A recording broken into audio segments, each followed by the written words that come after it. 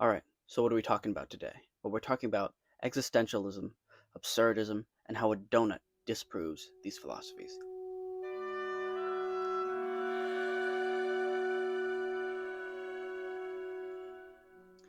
Alright, well, before we get into the donut, I think it's important to understand what existentialism slash absurdism even is. Well, it's a philosophy that believes that our world at its core is, as the name suggests, absurd. So what does that mean? It means, well, I'll give you an example. Imagine you're meeting somebody new in a professional setting. When you meet them, you're going to reach out your hand, you're going to grab it, and you're going to shake it up and down. It's absurd. It's absurd that you do that. It's absurd that we put pieces of cloth around our neck and tie it into little fancy knots to look nice and presentable. It's absurd that you work hours and hours for this piece of paper with some dead president's face on it. It's absurd, right? And so this belief is sort of the culmination or the maximally postmodern belief. It sees the world completely as a construct. Everything is absurd. It's all just not real.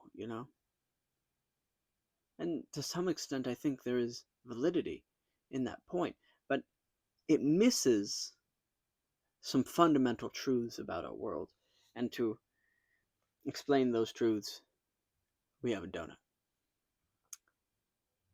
You may be saying, this is a different donut than I used in the intro, and a different donut than I used in the thumbnail, and that is because I ate those. This also one has a bite in it because I was a little hungry. So, that's okay, but, don't judge me, please. Well, alright, I digress. Let's get to what I'm talking about. First of all, look at a donut. There's a little hole in the center, and a big, large amount of bread and dough around that hole. And that's how I like to think about our world, at least to some extent, is at its core, at the core of everything we do, there's some fundamental meaning. But it's surrounded by a lot of superfluous bread and sugar, right? Think about a tie. At its core, what it's trying to do is, well, a few things. First of all, be a sign of status, display your dominance over other people, to some extent, professionalism, so that you can be hired and get money, which represents housing and food for you, right? To another extent, it's trying to get a mate, to attract a mate so you can have children, right? Money is, as I said, representative of food and water, which are things I fundamentally need, right? When I grab somebody's hand, I shake it up and down. I'm trying to show them that I'm polite and respectful, but why am I doing that? Why would I ever try to do that? Well, because I want their money. I want the thing that they have, which will help me survive more and survive better, right? And I think that sort of understanding that at the core of everything is some fundamental truth, is some fundamental reason, is sometimes lost in the sugar and dough of our world, because it seems like so much of it is a construct. But in reality, if we compare back and you look into something, there is some fundamental reason. Think about a donut. At our core, at our natural level, on our, Darwinian evolutionary level, we need food to survive, right? We don't, however, need sugar to survive. Processed sugars, we don't need those. We don't need the amount of fat that's in this donut, or the amount of flour and grain that's in this donut. We don't need all these things that are in this donut. And yet, we have it. Because although at its core it's doing some function for me, right? It serves some purpose. It's been wrapped in all these other superfluous layers,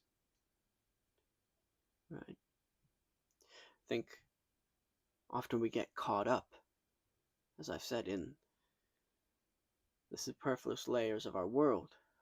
And then we say, nah, everything doesn't have a meaning, nothing ever matters. But at its core, there is some point. There are two ways of looking at this world. Either you can believe that everything has some purpose, some meaning at its base, or you have to believe that nothing does.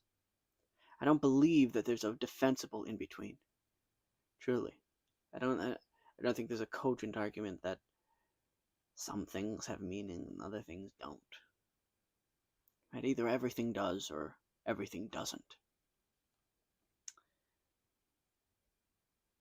I think often we get caught up into this existential postmodern philosophy, some fancy syllogisms and smart words.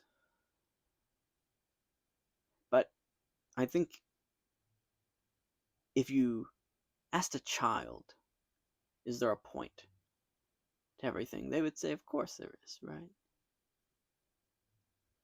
If you told them everything in the world is absurd, they're like, what are you talking about? Of course that's not, right? Maybe they wouldn't understand exactly what you meant, but the point being that I think fundamentally in us, we don't believe that, and nobody truly believes, other than those suffering, of course, from depression, other mental illnesses. We don't, and even they, as I've experienced, you don't fundamentally believe it, but you've just been caught up in these words and in bad actions and bad things which have happened to you, and you start to think it must be true that nothing matters, right? But at our core, I think we believe everything has a point.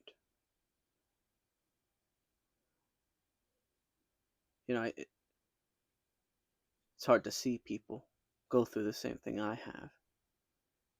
You sort of fall into a world, like the one Boris Pasternak describes in Dr. Zhivago, a world where nothing really matters, where our lives, our deaths, our joys, our sorrows are all coincidences, are all whims of fate. I don't believe that. I don't think it's helpful to believe that, and I don't believe that cognitive science and psychology points to that.